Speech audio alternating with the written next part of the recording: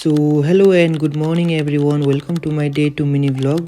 So मेरो बिहानको सुरुवात चाहिँ आफ्नो न्यानो बिस्तारा छोडेर भयो र म फ्रेस हुनको लागि बाहिर गएर ब्रस गरेर मुख धोएँ र बाहिर चाहिँ निकै जाडो रहेछ। त्यसपछि फेरि रुममा आएर क्लास जानको लागि रेडी भएर बिस्तारा मिलाएँ। काम सकिसकेपछि बहिनीलाई लेट भयो भन्दै रिसाएको चिसो हामी ढिला नगरी आफ्नो आफ्नो गन्तव्यतिर लाग्यौँ। फाइनल्ली बहिनीलाई छोडेर म पनि आफ्नो क्लासमा पुगेँ र यता चाहिँ साथीहरू आगो तापिरहेका रहेछन्।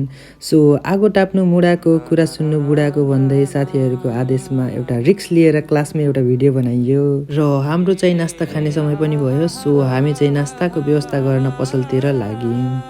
पसलबाट चाउचाउ अन्डा लिएर फर्क्यौँ र केटाहरूले चाहिँ मैले पकाएको खाने रे। सो म चाहिँ आफ्नो हातको जादु देखाउन रेडी भएर चाइनिज स्टाइलमा चाउचाउ र एग रेडी गर्नतर्फ लागेँ। र चाइनिज स्टाइलमा पकाउँदा चाइनिज साग नहुने त कुरै भएन। सो मैले सागलाई पनि एड गर्दै चाउचाउ र अन्डा रेडी गरेँ र सबैलाई सर्भ गरेँ। त्यस पश्चात मैले पनि यो जाडोमा तातो झोल झुरुप्प झुरुप्प झुरुप्प झुरुप्प गर्दै खानातर्फ लागेँ। खाइसके पश्चात चाहिँ केटाहरूले चाहिँ भाँडा बाँध्न लागे र मैले चाहिँ भाँडा मिलाएँ र त्यस पश्चात हाम्रो छुट्टी भयो र सबै आफ्नो घरतिर लागे र म पनि आफ्नो घरतिर लागेँ र फाइनली म पनि घर पुगेँ। Thank you for watching this mini vlog.